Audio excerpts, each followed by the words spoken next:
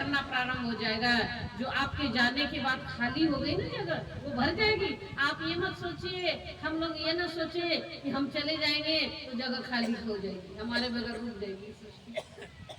आपने देखा होगा पानी निकालिए किसी भी जलाशय से, आप कोई भी जलाशय हो, कोई नदी हो, कोई भी, और एग्जाम्पल उदाहरण दे रही हूँ मैं, एक मटका पानी आप निकाल लीजिए, तुरंत अगल बगल का पानी आकर के उस जगह को भरता है कि नहीं भरता, बताओ। जैसे आप एक मटका पानी निकाल लेते हैं, वैसे ही अगल बगल का पानी आकर उस गैप को भर देता है, उस गड्ढे को बंद कर देता, भर देता है। ऐसा ही है, आप जाओ तो सही, आपका इंतजार कर रहे जाने का, दूसरे लोग व्यवस्था बनाने के लिए तैयार है। कहानी आती है, एक भाई था, एक भगत, कोई व्यक्ति था। भगत तो हम यूं ही बोलते, एक उदाहरण दे रही हूँ कि वो बेचारा जंगल में फंस गया कहीं, बदमाशों ने घेर लिया उसको, लेके चले गए अपने डेरे पे। बदमाशों का जो ठिया होता है उसको क्या बोलते हैं, अड्डा, है ना। डेरा तो आप लोग उसको बोलते हैं, घरवर को डेरा बोलते हैं। इधर मैं सुनती हूँ, सुनकर समझ लेती हूँ, लिपसिंग से ही मैं आपकी समझ लेती कहना क्या चाहते। कुछ बिहारियों को शब्द ही नहीं है, क्या पता, बोल ही नहीं पाते अपनी बात, शब्द कम है आपकी डिक्शनरी में, आपकी भाषा में क्या है पता नहीं। मैं गुजरात में रही हूँ, मैंने देखा वहाँ शब्द कम है, अल्फाबेट्स कम है, पर हिंदी में व्यापक शब्द है। देखिए, किसी भी प्रकार की बात आप बोल सकते हैं, अपनी संवेदनाएं आप प्रकट कर सकते हैं। तो वो मैं आप लोगों की जो हाव भाव होते हैं उसी से समझ जाती है कहना क्या चाहता है आपकी। आधी बात तो मुझे उसकी बॉडी लैंग्वेज से ही समझ में आ जाती है। तो वो भाई, मतलब वो जो व्यक्ति था, बदमाशों ने उसको घेर लिया, अपने वहां अड्डे पे लेकर जाकर बांध के रख दिया। किसी भी प्रकार से, किसी भी बदमाश का क्या है, कारण भी किसी को बांध के रख देता, नहीं भी उसके पास 1 रुपया भी पैसा हो फिर भी बात छोड़ेगा नहीं। कई बार तो मार भी देते, कुछ भी नहीं मिलता फिर भी मार देते लोगों को, निरपराध लोगों को, इसलिए कि अब इसको अब हमारा अड्डे का पता चल जाएगा, चल चुका है, अब ये बता देगा सबको, इस कारण भी मार देते। तो उसको बांध के रख दिया, उससे प्रॉपर्टी मांगी, उससे प्रॉपर्टी बेचारे के पास कुछ नहीं थी, खाता था, कमाता था, खाता था, बस मजदूर तबके का आदमी, दिन भर कमाई करता था, शाम को कुछ ला करके खाता, बच्चों को खिलाता, गांव में लेके जाता घर पे पैसा दिहाड़ी।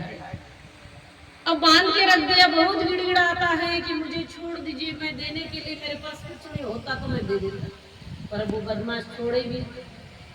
बांध के रख दिया, रोजाना 1-2 रोटी फेंक देते थे उसके आगे, और महीनों बांध करके रख दिया। अब वो बार बार गिड़गिड़ाता रहता था कि मेरे घरवाली मर जाएगी, मेरे बच्चे मर जाएंगे, सब भूखे ही, आप मेरे को छोड़ो, मैं मजदूर आदमी, ये गरीब आदमी बहुत। पर उनको काहे का रहम और काहे का दिल उनका पसीजेगा, नहीं पसीजेगा। 15 दिन हो गए, 20 दिन हो गए, 25 दिन हो गए, छोड़ा ही नहीं। खाना तो देते रहे, पानी देते रहे, पर छोड़ा नहीं। खाना न देता, पानी न देता तो वो भी बेचारा वही मर जाता।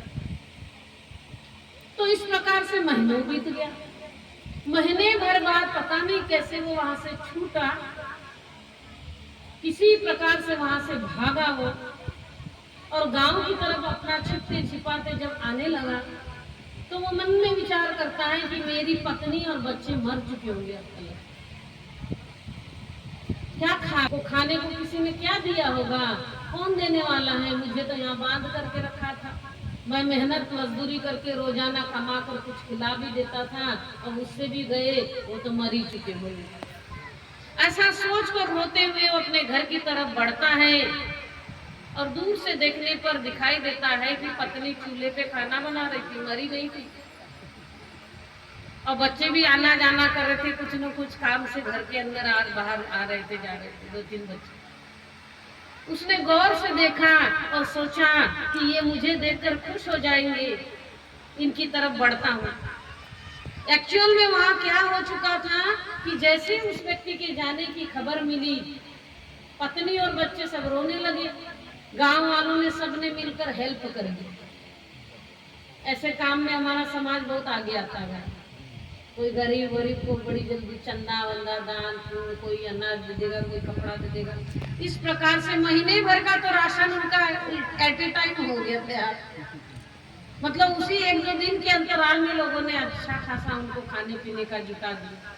उसके बाद गांव की मुखिया ने भी दया कर दी, उस महिला को भी छोटी मोटी कहीं नौकरी दिला दी, कहा इससे तुम अपना कमाते खाते रहना, और बच्चों को भी स्कॉलरशिप दे दी, यानी कि बच्चों को भी पढ़ने लिखने में कहीं लगा दिया। कुछ पार्ट टाइम जॉब में लग गए बच्चे, थोड़ा बहुत कमाने लग गए, अच्छा खासा चलने लग गया था उनका। मैंने अभी बताया ना आपको कि पानी आप एक मटका निकालो और जगह का पानी उस जगह को भर देगा तुरंत ही। आप बस जाने की तैयारी करो, दूसरे लोग भर या आप भुलाने के लिए तैयार बैठे, आपके ही अपने लोग आपको भुलाने के लिए तैयार बैठे। वो 10 दिन 20 दिन के बाद ही भूलना प्रारंभ कर देंगे, अपने काम पर चल देंगे, कोई आपके लिए बैठे नहीं रहेंगे। वो तो रिवाज है, रस्म बना रखा, 13 दिन तक क्रिया रोवे, फिर करे घर बासा। फिर करे घर बासा माने फिर अपने कामों पर लौट करके आ जाना। तो इस तरीके से सारी व्यवस्था बनी हुई है, सामाजिक रचना होनी भी चाहिए। किसी के जाने से जिंदगियां नहीं रुकनी चाहिए। तो क्या हुआ कि वो सारा अच्छा खासा सारा सिस्टम जुगाड़ फिट हो चुका था वहां। और जैसे ही ये व्यक्ति घर की तरफ बढ़ा, इसको तो कुछ पता ही नहीं था। ये तो सोच रहा मेरे बगैर ये सब मर ही जाएंगे, मैं ही हूँ कमाने वाला और इनको खिलाने वाला। यही गलती में रहता है व्यक्ति, इसी मिथ्या समझ में रहता कि मैं कर रहा हूँ इसीलिए हो रहा, मैं नहीं करूंगा तो वो सब बंद ही हो जाएगा। क्या ये सब अल्प ज्ञान है, छोटा समझ, छोटी समझ। और जैसे घर की तरफ बढ़ा, दरवाजे के अंदर प्रवेश करता है, पत्नी ने बड़े गौर से देखा और लेकर के 2-4 मिनट क्षण भर सोचती है वो, और सोच करके चिल्लाने लगी, भूत समझने लगी उसको। और उसके पीछे रोटी बनाना छोड़ दिया, जलती हुई लकड़ी लेकर उसके पीछे दौड़ी कि ये कहां से आया, ये भूत बन के अब हमको सताएगा लगता। ये इतने दिन बाद आया तो क्यों आया, और चिल्लाती है, बड़बड़ाती है कि जितने दिन तक था पेट भर खाना नहीं देता था, तन भर कपड़ा नहीं देता था, अब जैसे हमारा सब ठीक हो गया ये फिर आ गया तंग करने के लिए, हमको दुखी करने के लिए। सबसे ज्यादा पत्नी ही पीछे पड़ गई, बच्चे तो बेचारे सोचने लगे हुआ क्या है, और बच्चों को भी अपने खबर में कर लेती है कि ये तुम्हारे पिताजी नहीं है, उनका भूत है, भगा के छोड़ा उसको। देखिए कंडीशन है, ये सच्चाई है जिंदगी की। मैं आपको बता रही थी कि वो मजदूर तबके का जो व्यक्ति था, छोटा व्यक्ति, गरीब आदमी बेचारा, रोजाना शहर में जाता था मजदूरी करने के लिए, शाम को लौट के आता था। एक दिन लौट के आ रहा था